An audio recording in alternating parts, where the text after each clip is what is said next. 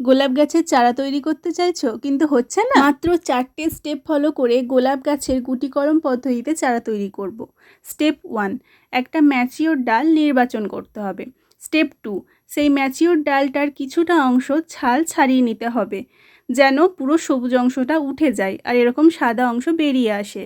Step 3, সেই mature ডালটার ওই সাদা অংশটায় কিছুটা এঁটেল মাটি জল দিয়ে মেখে নিয়ে ভালো করে লাগিয়ে দিতে হবে। তোমরা অবশ্যই এঁটেল মাটি নেবে, এটা ডালে লাগাতে খুব সুবিধা হবে। এঁটেল মাটিটা খুব ভালোভাবে আমি হাত দিয়ে চেপে চেপে লাগিয়ে নিচ্ছি যেন এটা খুলে না যায়। আর এরপরে চলে আসছি স্টেপ 4-এ। স্টেপ 4-এ একটা প্লাস্টিক নিয়ে মাটিটাকে খুব ভালোভাবে কভার করে দিতে হবে, যাতে বৃষ্টির জল পেয়ে মাটিটা গলে না যায়। আর তারপরে চকলেটের দুটো দিক যেভাবে মোড়া থাকে সেইভাবে ওই একই প্লাস্টিক দিয়ে মুড়ে নেব। তো এই গুটি কলম পদ্ধতিতে একবার তোমরা চারা বানিয়ে দেখো, একদম 100% গ্যারেন্টি সাকসেস তোমরা পাবেই। আর এটা অবশ্যই বর্ষাকালে করবে। বর্ষাকালে সবসময় বৃষ্টি হওয়ার কারণে এই মাটিটা নিজের থেকেই ভিজে থাকবে, তাই রুট গ্রো হতে খুব সাহায্য করবে।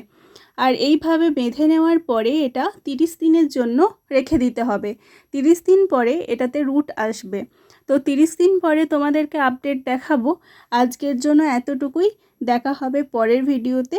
আজকের ভিডিওটা কেমন লাগলো জানিও। টাটা।